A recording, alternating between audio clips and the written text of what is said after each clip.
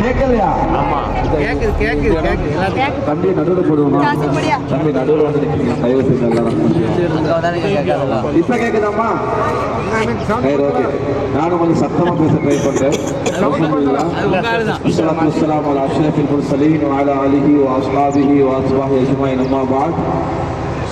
அல்லாஹ்வுடைய மிகப்பெரிய கிருபையின் காரணமாக, இரக்கத்தின் காரணமாக இஸ்லாத்துல மிக மிக ஒரு முக்கியமான ஒரு இடத்துக்கு வந்திருக்கு. மிக மிக முக்கியமாக இஸ்லாத்துல இந்த சம்பவத்தை இல்லாமலாக்க யாரால முடியாது. ஆதாரபூர்வமாக எல்லா கிதாபுகளையும் பதிவு செய்யப்பட்ட ஒரு சம்பவம் நடந்தாங்க இந்த இடம். அதுதான் ஹுதைபியா உடன்படிக்கை நடந்தது. நீங்கெல்லாம் கேள்விப்பட்டது ஹுதைபியா உடன்படிக்கை. சொல்றாங்க மக்கள் வந்து மதீனாக்கு போனாங்க. மக்கள் வந்து மதீனாக்கு போனாங்க. மதீனாவுக்கு போன முஹம்மது ஸல்லல்லாஹு அலைஹி வஸல்லம் அவங்க மக்காவுக்கு வரவே இல்லை. 6 வருடமா மக்காவுக்கு வரல. 6வது வருடம் மதீனா போய் 6வது வருடம் ஒரு கனவு காண்றாங்க. என்ன கனவுன்னு சொன்னா, அதாவது இஹ்ராமுடைய அணிஞ்சவங்களாக ஈராம் முடித்தவங்களாக காபாவுக்கு போய் தவாஃப் பண்ற மாதிரி கனவு காண்றாங்க. சஹாபாக்கள் அடுத்த நாள் காலையில் சொல்றாங்க, நான் பேர் கனவு கண்டேன், நான் மக்காவுக்கு போக போறேன் உம்ரா பண்றதுக்கு. சஹாபாக்கள் சொல்றாங்க, யாரும் சொல்லலாம், நீங்க போனா நாங்கள் வாங்க. ஏன்னா சஹாபாக்களுக்கு தன்னுடைய சொந்த ஊரை, தன் பிறந்த ஊரை பார்க்கறது ரொம்ப ஆசை. காபாபாக்களுக்கு ரொம்ப ஆசை. நாங்களும் வாங்க.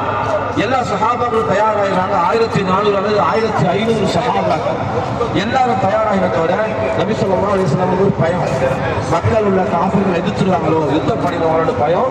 முஹம்மது ஸல்லல்லாஹு அலைஹி வஸல்லம் என்ன பண்றாங்க, மதீனாவுக்கு சூழ உள்ள அரபியல் கோத்திரங்களை வந்து கூப்பிட்டாங்க, நீங்களும் வாங்க, நாங்கள் சேர்ந்து மக்கள் சொல்றாங்க உலகை காரணம் காட்டி வர முடியாதுன்னு சொல்றாங்க.